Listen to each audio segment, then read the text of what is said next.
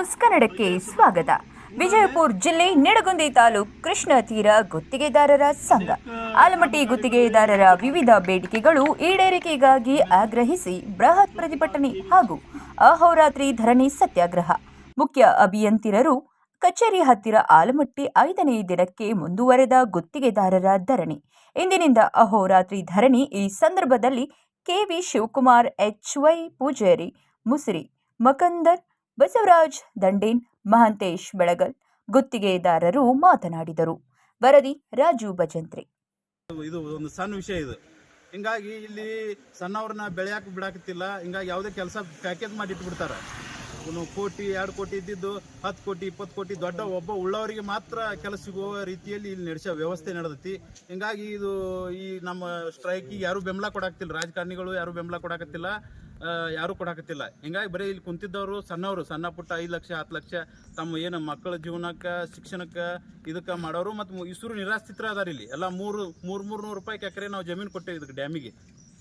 20-30 ವರ್ಷದಿಂದ 300 ರೂಪಾಯಿ ಅವಾರ್ಡ್ ಅದಾವ. ನಾವು ಅರಳದಿನಿ ನಂದು ಮೂಲತಃ ಇಲ್ಲಿ ಸುತ್ತ ಮಗ್ಲಹಳ್ಳಿ ಡ್ಯಾಮ್ ಇರೋದು 66ನೇ ಸರ್ವೆ ನಂಬರ್ ಅರಳದಿನಿ ಗ್ರಾಮದಾಗ ಬರ್ತೈತ್ರಿ ಇದು ಡ್ಯಾಮ್. ಹಿಂಗಾಗಿ ಅದು ನಾವು 300 ರೂಪಾಯಿ ಹೊಲ ಕೊಟ್ಟು ಜಮೀನು ಕೊಟ್ಟು ನಮಗೆ ಇವತ್ತು ಇಲ್ಲಿ ಭಿಕ್ಷೆ ಬೇಡೋ ಪರಿಸ್ಥಿತಿ ಬಂದತ್ತೆ ನಮಗಿಲ್ಲಿ.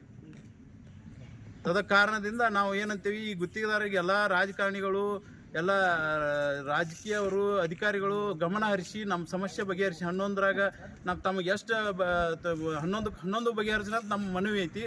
ಹರಿಲಿಲ್ಲ ಅಂದ್ರೆ ಮುಂದಿನ ತದದಿಂದ 7 ಜಿಲ್ಲೆಗಳಿಗೆ ನಾವು ಕುಡಿಯೋಂಥ ನೀರು ಹೋಗೈತಿ ಡ್ಯಾಮಿಂದ 7 ಜಿಲ್ಲೆಗಳಿಗೆ. ನಮ್ಗೆ ಯಾಕಂದ್ರೆ ದೀಪದ ಕೆಳಗೆ ಕತ್ಲಂತ ನಮಗೆ ಯಾವುದೇ ಥರ ಇದು ಬಂದಿಲ್ಲ. ಇಲ್ಲಿ ನಮಗೆ ಅನುಕೂಲ ಇಲ್ಲ. ಈ ಡ್ಯಾಮಿಂದ ಮತ್ತೊಬ್ಬರಿಗೆ ಅನುಕೂಲ ಐತಿ. ಇಲ್ಲಿಂದ ಬಳ್ಳಾರಿ ಅವ್ರು ನೀರು ಒಯ್ತಾರ, ಕೂಡಿ NTPC ಥರ್ಮಲ್ದವ್ರು ಒಯ್ತಾರ, ಎಲ್ಲ ಕಂಪ್ನಿಯವ್ರಿಗೆ ಅವ್ರಿಗೆ ಸಂಬಂಧ ಡ್ಯಾಮ್ ಕಟ್ಟದಂಗೆ ಐತೆ. ಇಲ್ಲಿ ಮೂಲ ನಿರಾಶ್ರಿತರಿಗೆ ಇಲ್ಲೇ ವಿದ್ಯುತ್ ಇದ್ರು ನಮ್ಮ ರೈತರಿಗೆ 3 ತಾಸು ಕರೆಂಟ್ ಐತೆ. ನಮ್ಗೆ ನಾವು ರೈತ ಮಕ್ಕಳಂತ ಮಾತಾಡ್ಬೇಕಾಗತ್ತೆ. ಇದನ್ನ ನಮ್ಮ ಕೆನಲ್ ಬಂದವು ಯಾವ ಸಮರ್ಪಕವಾದ ಸರಿಯಾದ ಕೆನಲ್ ಪೂರ ಕಾವಲಿ ಆಗಿಲ್ಲ, ನೀರಿಲ್ಲ. ಹೇಳಿದ್ಗಳೇ ನೀವು ಕಾಂಟ್ರಾಕ್ಟರ್ ಹೋದ್ರಿ, ಎರಡು ಮಾತಾಡ್ತಾರೆ. ಯಾಕಂದ್ರೆ ನಾವು ಇಲ್ಲಿದ್ದು ನಿಜ ಡ್ಯಾಮ ಚಲೋ ಆಗೋಕ್ಕಿಂತ ಮೊದಲೇ ಇಲ್ಲಿ ನಾವು ಹುಟ್ಟಿದ್ದು ಬೆಳೆದವ್ರು ನಮ್ಗೆ ಇಲ್ಲಿ ಪರಿಸ್ಥಿತಿ ಗೊತ್ತೈತಿ.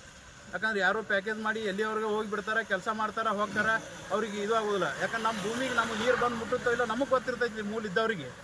ಹಿಂಗಾಗಿ ನಮ್ಗೆ ಭಾಳ ಅನ್ಯಾಯ ಆಗತೈತಿ. ಮುಂದಿನ ದಿನದಾಗ ನಾವು ಇದೇ ಥರ 11 ನಮ್ಮ ಬೇಡಿಕೆ ಬಗೆಹರಿಸಲಿಲ್ಲ ಅಂದ್ರೆ ಉಗ್ರವಾಗಿ ಹೋರಾಟ ಮಾಡ್ತೇವೆ. ಎಲ್ಲ ಕುಡಿ ನೀರಿನ ಜಾಕೋಲ್ ಬಂದ್ ಮಾಡ್ತೇವೆ.